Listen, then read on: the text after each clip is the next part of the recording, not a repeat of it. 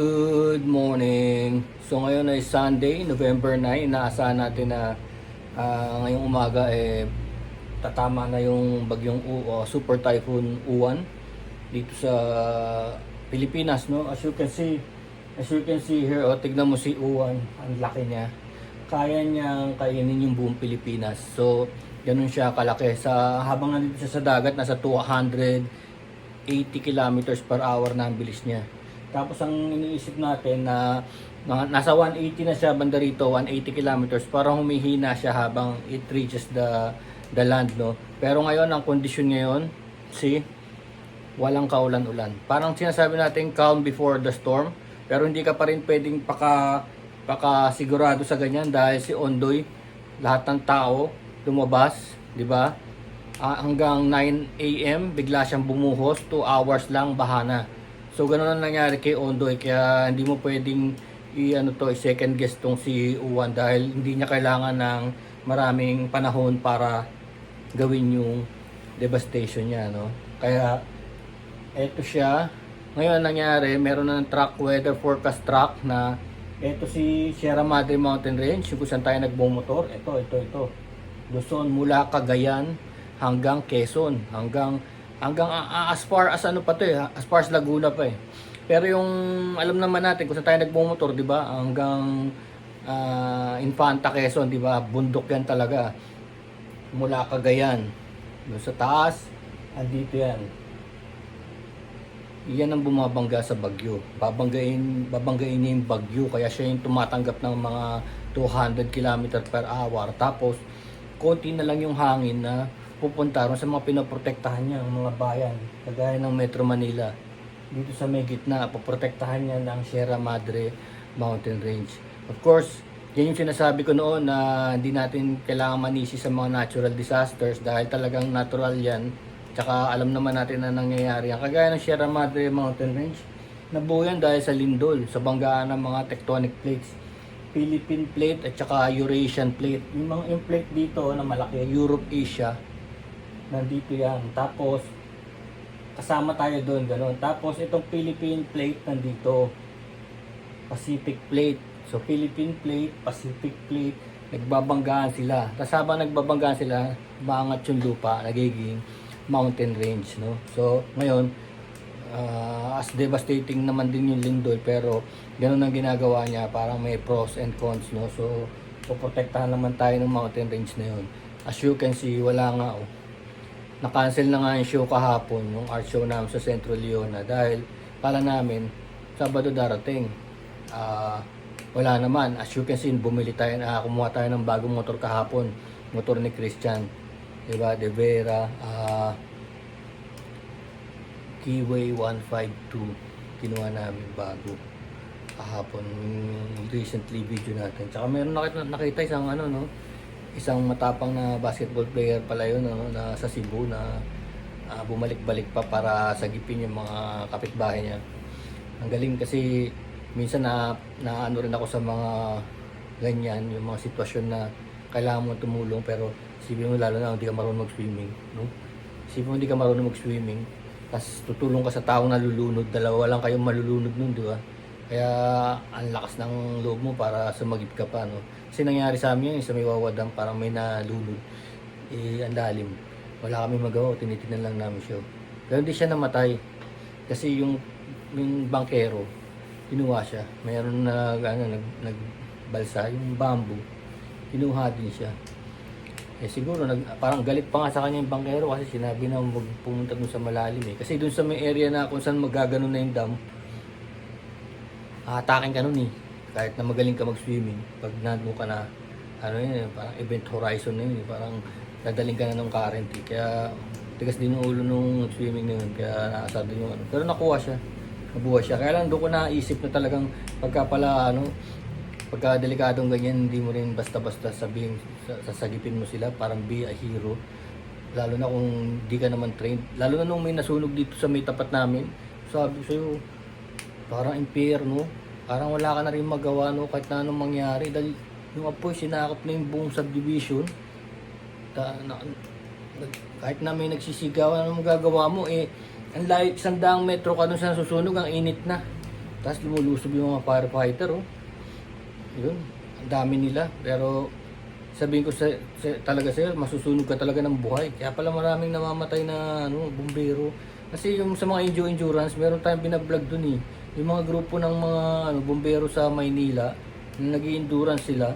Nung in-interview ko, tawa pa kami ng tawa eh. Tapos wala pang indalawang buwan namatay. Namatay na rin siya sa sunog. No?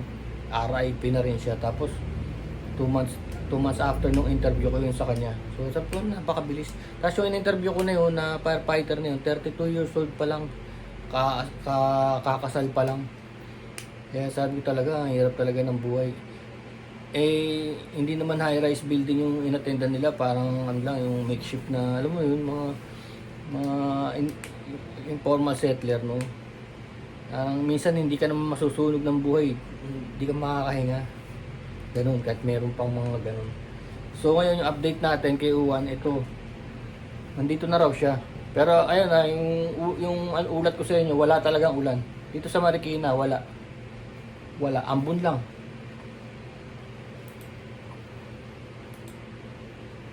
MOT na sa ating 5 AM Sunday. Bagyong Uwan na may international na Fumong at live po tayo ngayon mula dito sa Pag-asa Weather Forecasting Center.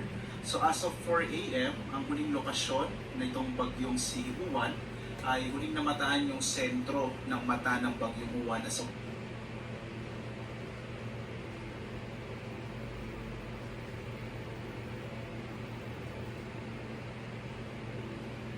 195 kilometers silangan sa nalalawigan ng Perak sa Catanduanes. Kung makikita po ninyo,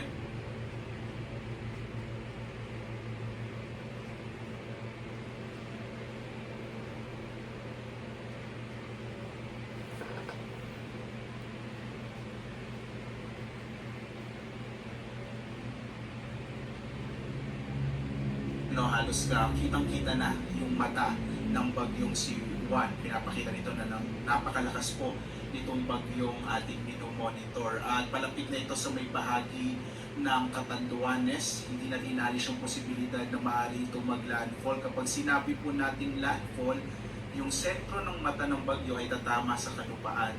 Ang kanyang lakas ngayon sa 175 kilometers per hour malapit sa gitna at pagpuso na nasa 215 kilometers per hour. So mahigit 10 kilometro na lamang po or mahigit 10 kilometers per hour na lamang ay maaari nang maaabot ng bagyong Uwan ang super typhoon category. At nakikita natin na posible po itong mangyari ngayong umaga. Ang kanyang pagkilos ay medyo mabilis po, no? Pakanluran, hilagang kanluran sa bilis naman na 35 kilometers per hour. At makikita nyo, patuloy nyo kung makikita na malawak yung sakop ng bagyong Uwan at maapektuhan nga niya ang malaking bahagi ng ating bansa, lalong-lalo na yung Luzon at Visayas. Base rin sa mga monitoring po natin sa iba't ibang istasyon ng Pag-asa, nakakaranas na po ng mga pagulan, lalo na itong bahagi ng Eastern Visayas at Bicol Region. Marami na po tayong itinaas ng mga heavy rainfall warnings sa mga nabanggit na reyon. Narito yung ating latest na track sa bagyong Uwan at makikita po natin, at ito po sana yung gusto kong bigyan din, 2 AM ay nandito po ito po yung kasalukuyang lokasyon ng bagyong Uwan at makikita po yung 24 hours dadaanan niya itong kalupaan ng Luzon. By tomorrow po ng madaling araw ay nasa West Philippine Sea na yung bagyong Uwan. Ibig sabihin po nito, ito yung panahon na pinakamararanasan natin yung mga malalakas na ulan at malalakas na hangin na maaring magdulot ng mga pagbaha, mga pagguho ng lupa, partikular na doon sa mga mabababang lugar at sa mga lugar po na very steep slope. Nakikita po natin base sa track na posible pong lumapit, partikular na sa may bahagi ng Catanduanes, itong bagyong si Uwan. Kagaya nung binanggit ko kanina, posible itong tumama sa kalupaan ng Catanduanes. Hindi na pa dinaalis yung posibilidad ngayon at maaari po itong lumakas bilang isang super typhoon ngayong umaga. So either strong typhoon po siya o super typhoon. At makikita rin natin na mamayang gabi, inaasahan na po natin natatama naman sa kalupaan, either Aurora po or sa may southern part ng Isabela, yung bagyo at babaybayin niya po itong northern or central Luzon bago tuyang lumabas ng patungo po sa may West Philippine Sea bukas ng madaling araw. Inuulit ko po, no, pinakamararanasan yung malalakas na mga ulan at malalakas na hangin na dulot ng bagyong Juan simula po ngayong araw ng linggo hanggang bukas, lalo na po bukas ng umaga ng Lunes. Posible naman itong lumabas ng Philippine Area of Responsibility araw po ng Martes, posible po umaga ng Martes. Makikita po natin sa track, maaaring siya muling pumasok ng Philippine Area of Responsibility araw ng Huwebes, patungo po dito sa may bahagi ng Taiwan. Sa ngayon po, patuloy pa natin itong i-monitor at kung makakapekto pa ito sa ating bansa. So posible po siyang pumasok muli ng PAR ng Huwebes, pero by Friday ay muling lalabas. So maaaring din siyang tumama sa may bahagi ng Taiwan bilang isang severe tropical storm category na bagyo. Sa ngayon nga po, nakataas ang signal number 4, particular na sa Polillo Islands, eastern and central portion ng Camarines Norte, eastern portion ng Camarines Sur, sa Catanduanes, eastern portion ng Albay. Signal number 3 naman ngayon sa may southern portion ng mainland Cagayan, Isabela, Quirino, Nueva Vizcaya, Kalinga, the southern portion ng Abra Mountain Province, Ifugao, Benguet, central and southern portions ng Ilocos Sur, La Union, Pangasinan, Zambales, sa amin po dyan sa Bataan, Tarlac, Pampanga, Nueva Ecija, Bulacan, Aurora, at ang Metro Manila po ay nasa ilalim na ngayon ng signal number 3, Cavite, eastern portion ng Batangas, Laguna, Rizal, nalalabing bahagi ng Quezon, Camarines Norte, Camarines Sur, nalalabing bahagi ng Albay, Sorsogon, Ticao at Burias Islands, northern Samar, northern portion of eastern Samar at northern portion ng Samar. Signal number 2 naman po ngayon sa nalalabing bahagi ng Cagayan kasama yung Babuyan Islands, Apayao, Abra, the rest of Abra, Ilocos Norte, the rest of Ilocos Sur, the rest of Batangas, northern and central portions ng Occidental Mindoro, kasama yung Lubang Islands, northern and central portions of Oriental Mindoro, Marinduque, northern and eastern portions ng Romblon, nalalabing bahagi ng Masbate, eastern Samar, Samar, Biliran, northern portion of Leyte, habang signal number 1 naman dito sa may bahagi ng Batanes, nalalabing bahagi ng Romblon, ng Oriental Mindoro at ng Occidental Mindoro, kasama po itong Calamian Islands at Cuyo Islands, nalalabing bahagi ng Southern Leyte, nalalabing bahagi po ng Leyte, buong lalawigan ng Southern Leyte, ng Bohol, northern and central portion ng Cebu kasama yung Bantayan at Camotes Islands, northern and central portions ng Negros Occidental, northern portion of Negros Oriental, Guimaras, Iloilo, Capiz, Aklan, Antique, Dinagat Island, Surigao del Norte, northern portion of Agusan del Norte at northern portion of Surigao del Sur. Kung kayo po ay nagtataka dahil hindi nyo pa nararanasan lalo na sa mga lugar kung saan nakataas yung signal number 3 ng mga hangin dahil po paparating pa lamang yung bagyo, kaya po posible po na ngayong araw ay simula na pong mararanasan yung mga malalakas na ulan at malalakas na hangin na dulot po ng bagyong si Juan. Kaya po muli po sa mga kababayan natin, lalong-lalo na kung saan nakataas yung signal number 3 at signal number 4, iba yung pag-iingat po at sana by this time po kung kayo po ay nasa mga delikadong lugar, nasa mga madaling bahain o mga lugar po na malapit sa karagatan, sa mga baybay dagat, nawa po kayo po ay nakapag-evacuate na, no? Samantala po, posible pa rin makaranas ng mga pagbugso ng hangin, even po yung mga lugar na kung saan wala pong tropical cyclone wind signal. Ngayong araw, may mga pagbugso pa rin ng hangin sa Palawan, sa ilang bahagi ng Visayas at Mindanao. Bukas, araw ng Lunes, malaking bahagi ng Luzon at Visayas ay makararanas din ng mga pagbugso ng hangin. At sa Martes, kahit nakalabas na po yung bagyong Juan, ang kanyang trough o mga kaulapan na dala, maaari pa rin magdala ng mga pagbugso ng hangin sa ilang bahagi ng Luzon. Samantala po, narito yung inilabas natin or na-issue na weather advisory. Ito po yung mga inaasahan nating mga pagdalang ulan. Tignan nyo maigi, oh. Tignan nyo yung red track. Yan yung Sierra Madre Mountain Range. Siya yung tatanggap ng 200 flooding. 200 mm flooding. Siya ang tatanggap. Sa kanya babagsak yung pinakamatinding hangin. Tapos tignan mo yung mga nasa likod, oh. Including Rizal, Metro Manila, and Bulacan. Medium. 100 mm na lang, 100. So, ibig sabihin yung Sierra Madre talaga babanggayin niya yung bagyo. ng bagyong Juan. At makikita po natin ngayong araw, halos ang malaking bahagi ng Luzon ay makararanas ng halos 100 up to 200 and greater than 200 millimeters of rain.